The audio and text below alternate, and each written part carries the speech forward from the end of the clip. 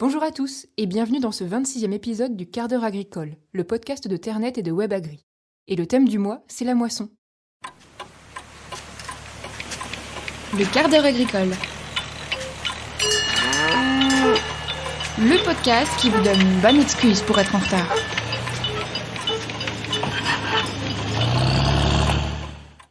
Arnaud, tu vas nous parler des dangers de la moisson. Oui, en effet, je vais vous parler d'un risque en particulier. Avec le changement climatique, les périodes de canicule et de sécheresse sont de plus en plus fréquentes, je ne vous apprends rien. Par une température de 30 degrés, voire flirtant avec les 40, la moisson devient effectivement un chantier dangereux, la tôle de la barre de coupe qui frotte sur un caillou, ou l'accumulation de paille et de poussière qui s'échauffe, et c'est l'étincelle. Et j'ai trouvé un agriculteur qui prend la chose très au sérieux, c'est Grégor Lamiraud. Il est céréalier en Eure-et-Loir, et à la mi-juin, il a accueilli sur sa ferme des brigades de sapeurs-pompiers de son secteur pour des manœuvres et exercices sur les incendies de culture. Donc voilà, on a tout type de camions de pompiers d'intervention, des camions tout-terrain principalement. Le but étant de sensibiliser et de s'entraîner sur les protections de culture au champ, parce que la moisson est souvent source d'incendies en tout genre. L'un des objectifs de cette journée à la ferme était de sensibiliser les pompiers au fonctionnement des engins agricoles, les moissonneuses-batteuses en l'occurrence, avec un tour d'horizon complet sur toutes les sources d'étincelles pouvant être à l'origine d'un départ de feu. Puis après ça, faire bien la chasse à toute la poussière qui pourrait s'accumuler dès qu'il y a une tôle, dès qu'il y a quelque chose. Un tas de poussière, c'est un risque d'incendie. Alors il faut évidemment entretenir avec soin la machine et la barre de coupe. Déjà bien réviser la moissonneuse, bien réviser la coupe. Si on peut limiter les risques d'échauffement, isoler les patins, les palpeurs, c'est pas toujours facile à faire. Mais ça peut sauver des moissonneuses, des parcelles, des cultures, etc. Et l'agriculteur conseille d'équiper la moissonneuse de plusieurs extincteurs facilement accessibles. Si je fais le tour de la moissonneuse avec une odeur suspecte ou quoi que ce soit, c'est de pouvoir d'avoir un extincteur à portée de main, quelle que soit la face de la moissonneuse. L'agriculteur, lui, en a installé 4 sur sa machine. Et il en a un dans chacun de ses principaux tracteurs. On ne sait jamais. Depuis qu'il a subi un départ de feu sur une ancienne moissonneuse, son actuel dispose d'une caméra supplémentaire au niveau du moteur. Il a même des suggestions à faire aux constructeurs de moissonneuses-batteuses. Si les constructeurs pouvaient éventuellement réfléchir à des manières de fermer les capots ou d'ouvrir les capots des moissonneuses, tous un peu pareil, sans outils, une manière facile. On est tous capables d'ouvrir une portière de voiture, par contre pour les capots des moissonneuses, c'est assez compliqué et puis... déjà, quand il n'y a pas besoin d'outils, c'est déjà pas mal. Mais faire des fermoirs bien indiqués, facile à ouvrir, parce que quand il fait chaud là-dessous, qu'il y a un départ, c'est pas toujours évident. Je me doute bien que c'est pas ma petite chaîne YouTube qui va faire changer grand-chose. Ça fera pas changer les lignes de production chez John Deere, mais si de fil en aiguille, on commence à en parler un petit peu, ça peut peut-être changer les choses au bout d'un certain temps.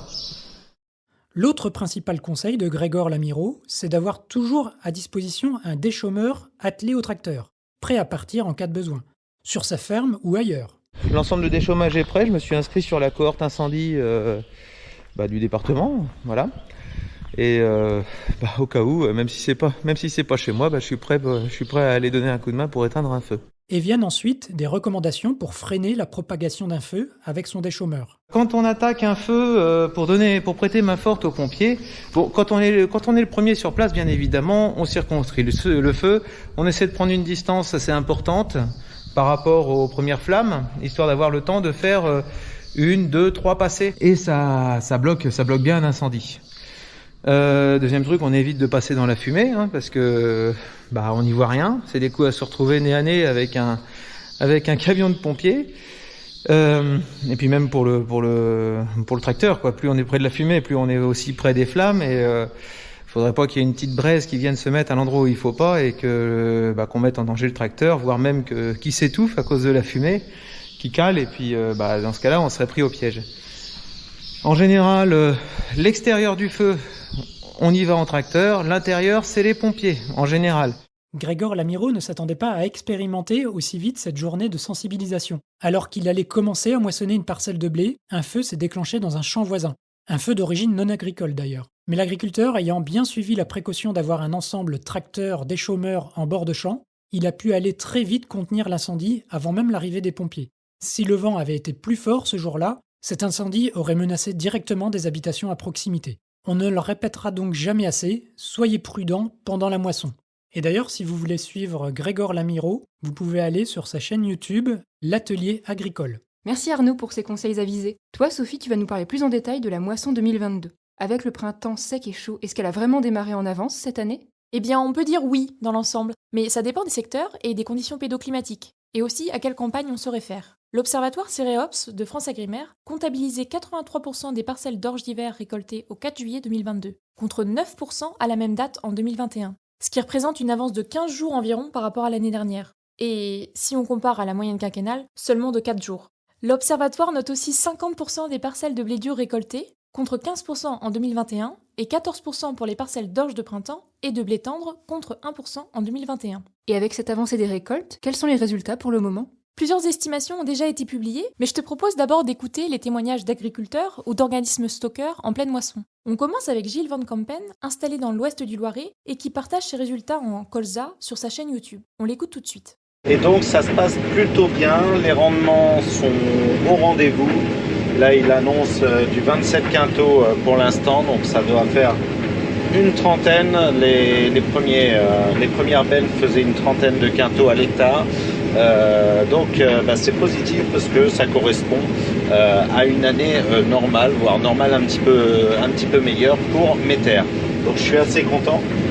Puisque ça faisait 2 ans qu'on n'arrivait pas à faire du colza. Là ça y est, on a du colza, un beau colza, et c'est plutôt une très bonne chose.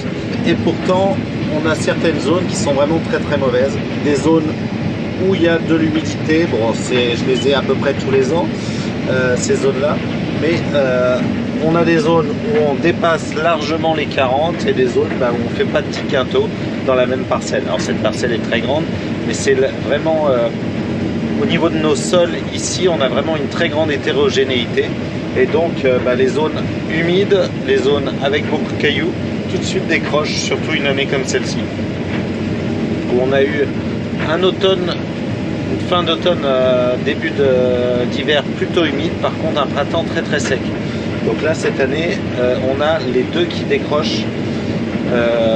Les zones un petit peu humides où le colza a quand même végété et a un petit peu disparu, et les zones un petit peu plus séchantes où là c'est le printemps qui a fait des dégâts. Mais globalement, bon, le résultat est très très bon, parce que si je fais plus de 30 de moyenne sur une parcelle comme celle-ci, moi je suis très content, c'est mon objectif. En orge d'hiver, l'agriculteur du Loiret avait 15 hectares cette campagne et les résultats sont moins positifs qu'en colza. En moyenne, les rendements tournent autour des 50 quintaux par hectare sur les 10 dernières années, mais le printemps sec 2022 a fortement dégradé les cultures. Le rendement moyen est légèrement au-dessus des 30 quintaux par hectare. Chez Soufflet Agriculture, déjà 40% de la collecte était récoltée au 5 juillet. L'occasion pour François Berson, directeur de la collecte, de faire un premier point. On l'écoute également. Nous avons donc débuté le 14 juin avec les premières orges. Les débuts, comme bien souvent, étaient pas extraordinaires, avec des rendements assez faibles, une qualité très moyenne, notamment au niveau du calibrage, qui était plutôt entre 60 et 70%. Et puis au fil du temps, au fil de l'avancement de la moisson, une nette amélioration. Et puisqu'à aujourd'hui, où c'est quasiment fini, on est donc à notre objectif qui est même dépassé. On est à 350 000 tonnes, avec 80% de calibrage de moyenne et une protéine qui est à 10,4. Donc globalement, pas de soucis. Et on en est ravis, avec un écart notamment à signaler au niveau des variétés, puisque Faro est vraiment la variété qui ressort en tête au niveau qualité et au niveau rendement. Donc c'est quand même bon à signaler, sachant que Faro représente 80% du volume. Après l'interruption due à la pluie, nous avons donc attaqué le blé, avec là aussi un démarrage un peu difficile, des rendements qui étaient plutôt faibles. Et puis quand on regarde la moyenne aujourd'hui, c'est quand même beaucoup mieux. On parle d'une moyenne française autour de 70 quintaux. Des résultats confirmés par les premières estimations d'Agrest, le service statistique du ministère de l'Agriculture. Le rendement est évalué à 69,9 quintaux par hectare exactement, contre 71,1 l'an passé. Il faut noter aussi une forte hétérogénéité des rendements. Ça, on le répète chaque année. Oui, ce n'est pas faux, Laure, mais Arvalis, Institut du végétal et intercéréales, insiste cette campagne sur une récolte hétérogène inédite pour l'ensemble du territoire, au sein d'une région et au sein d'une même exploitation. En cause principalement les stress hydriques et thermiques déjà évoqués par les agriculteurs tout à l'heure, et plus ponctuellement des épisodes de grêle et de gel. En ce qui concerne la qualité des blés tendres, elle semble plutôt au rendez-vous. On écoute François Berson à ce sujet pour son secteur. Alors que ce soit l'Atlantique ou que ce soit plus à l'intérieur du pays, nous avons donc des PS qui sont globalement satisfaisants, au-delà de 76, des Hagberg qui ne posent pas de problème, donc on est plutôt rassuré. On a quelques cas de Hagberg un peu faibles à cause des pluies très importantes qu'on a pu avoir dans certains secteurs. À partir des données collectées au 1er juillet 2022, Agreste évalue aussi le rendement moyen en orge d'hiver à 64 quintaux par hectare, soit moins 6,5% sur un an et moins 0,4% par rapport à la moyenne quinquennale. Du côté du colza, les rendements iraient de 30 à 50 quintaux par hectare jusque-là chez Soufflet Agriculteur. Cela devrait donc être plutôt une bonne année. Pour Agreste, il s'établirait à 32,2 quintaux par hectare, soit un léger recul sur un an, moins 0,9 quintaux par hectare. Vous pourrez bien sûr retrouver tout le détail par département dans des cartes interactives sur Ternet. Tiens, ça me fait penser aussi, est-ce que tu as entendu parler lors de l'opération Moisson Live ? Ça me dit quelque chose, mais tu peux me rappeler ce que c'est exactement ? Oui, avec plaisir. Moisson Live a repris du service en 2022 pour la 5e année consécutive. L'idée est de créer une communauté d'agriculteurs autour des résultats de la moisson, via une carte collaborative. Elle est accessible directement depuis ton smartphone ou ton ordinateur, et est proposée par Cerea Pro, en partenariat avec Farmer, Sencrop et Ternet. Taux d'humidité, type de culture, rendement, qualité, tu peux renseigner tous tes résultats. On se donne donc rendez-vous sur Moisson Live pour suivre l'évolution des récoltes en temps réel dans l'Hexagone avec des chiffres directement issus du terrain. En parlant de chiffres, dis-moi alors, comment ça se passe en ce moment du côté des marchés ? À quoi on peut s'attendre pour le prix du blé ? Eh bien, vous le disiez, Arnaud et Sophie, nous sommes quasiment à la mi-juillet et la récolte du blé bat son plein en France, comme dans d'autres grands bassins de production dans l'hémisphère nord, et après une campagne très particulière au niveau des prix. Les cours mondiaux du blé étaient déjà sur une pente ascendante depuis à peu près juillet 2021, mais ils ont vraiment flambé à partir de février 2022. À ce moment-là, le début de la guerre en Ukraine crée beaucoup d'inquiétudes pour les disponibilités mondiales. En parallèle, on commence à craindre des sécheresses et plusieurs pays mettent en place des restrictions à l'export pour sécuriser leur marché intérieur. Résultat, la céréale s'échange à prix d'or sur le marché mondial et le 16 mai, elle atteint un niveau historique sur Euronext à plus de 438 € la tonne en clôture, soit le double de l'été 2021. Dans le même temps, les coûts de l'alimentation animale explosent pour les éleveurs. En avril, nous avons lancé un sondage sur Ternet. Environ 60% des lecteurs indiquaient qu'ils avaient déjà engagé une partie de leur récolte de blé 2022 sur les marchés à terme, contre seulement 25 à 40% les années précédentes. Mais les prix ont chuté ensuite. Oui Arnaud, le blé a ensuite perdu 100 € tonne en un peu moins de 2 mois, pour plusieurs raisons. L'approche des récoltes dans l'hémisphère nord, l'envolée du dollar et les craintes d'une récession économique qui pourrait réduire la demande. Arrive alors le 7 juillet et le début d'une nouvelle hausse des prix du blé. Les analystes l'expliquent par un regain de la demande mondiale fin juin en raison de la baisse des prix. L'Algérie et l'Égypte, par exemple, ont acheté d'énormes cargaisons, 740 000 et 815 000 tonnes. Les blés français sont alors très compétitifs, d'autant plus que l'euro a chuté à son plus bas niveau en 20 ans. L'autre explication majeure de cette hausse des prix, c'est la météo qui s'annonce sèche et caniculaire sur la fin du mois de juillet, que ce soit en Europe de l'Ouest ou dans le sud des États-Unis. Les spécialistes des marchés évoquent d'autres facteurs haussiers, comme la levée des restrictions anti-Covid en Chine qui peuvent présager une reprise économique, et les conditions sèches en Argentine qui inquiètent de plus en plus. Et d'autre part, les craintes économiques et l'avancée rapide des récoltes des deux côtés de l'Atlantique pourraient plutôt pousser les cours vers le bas. Quoi qu'il en soit, c'est l'incertitude du côté des prix, peut-être encore plus que d'habitude. Et dans ce contexte où les prix flambent et chutent assez brutalement, difficile de s'y retrouver pour les agriculteurs, difficile de savoir s'il faut vendre ou bien attendre. Selon Mathieu, l'un de nos lecteurs, je cite, « Il faut placer un peu de vente pour 2023, car l'effet ciseau est pour bientôt et on va pleurer. »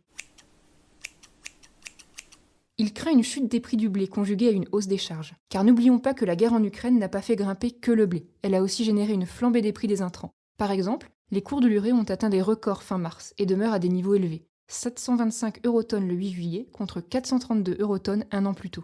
Les tendances de prix sont très incertaines, d'accord. Est-ce qu'on a une idée plus précise de ce que pourraient donner les échanges mondiaux sur la campagne 2022-2023 ? C'est une très bonne question, mais je ne vais pas y répondre tout de suite et d'abord te parler production. À court terme, les nouvelles récoltes s'annoncent plutôt bonnes en Amérique, en Europe ou en Australie. Ce sont bien sûr des perspectives qui restent suspendues à la météo dans les semaines et les mois qui viennent. Sophie, tu nous as parlé des prévisions de récolte pour la France. À l'échelle européenne, la Commission a récemment revu ses pronostics à la baisse à cause des vagues de chaleur. En 2022, l'Union européenne produirait 125 millions de tonnes de blé tendre contre 131 en 2021. Aux États-Unis, la récolte est pour l'instant prévue en hausse par rapport à l'an dernier, à 47 millions de tonnes. Les surfaces canadiennes en blé ont progressé cette campagne et le pays pourrait produire 32 millions de tonnes après une moisson catastrophique en 2021 à cause du dôme de chaleur qui avait écrasé l'ouest du pays. Une récolte colossale est attendue en Russie, à 89 millions de tonnes, tandis que l'Ukraine produirait 40% de blé de moins qu'en 2021 à cause des combats. Dans l'hémisphère sud, les surfaces d'Argentine de blé ont été revues à la baisse et la sécheresse menace les potentiels. En Australie, la récolte est annoncée en baisse par rapport à 2021-2022.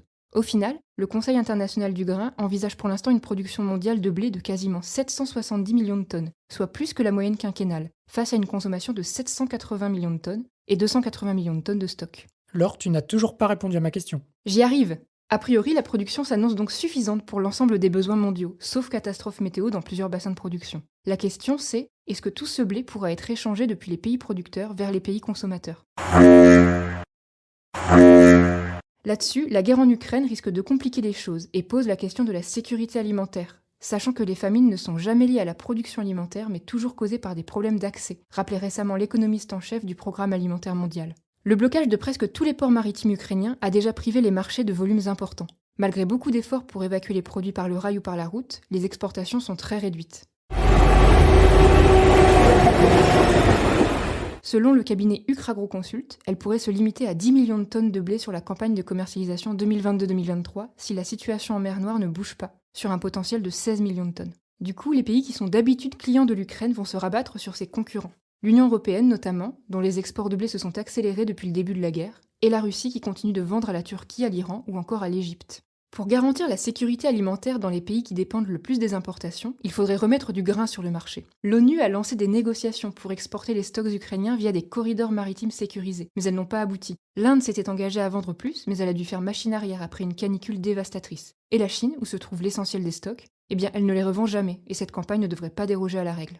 Face à cette situation, des chercheurs estiment qu'il faut viser à moyen terme un système agroalimentaire plus soutenable, avec plus de denrées produites et transformées localement, comme l'explique notamment la directrice du CIRAD. Elle souligne qu'entre le gaspillage dans le nord et les problèmes de transport et de chaîne du froid dans le sud, 30% de ce qui est produit dans le monde n'est jamais consommé. Mais le temps file. Merci de nous avoir écoutés et bon courage à tous. Exceptionnellement, pour la période estivale, il n'y aura pas d'épisode en août. On se donne donc rendez-vous en septembre. Et si ce n'est pas encore fait, abonnez-vous pour être certain de n'en rater aucun.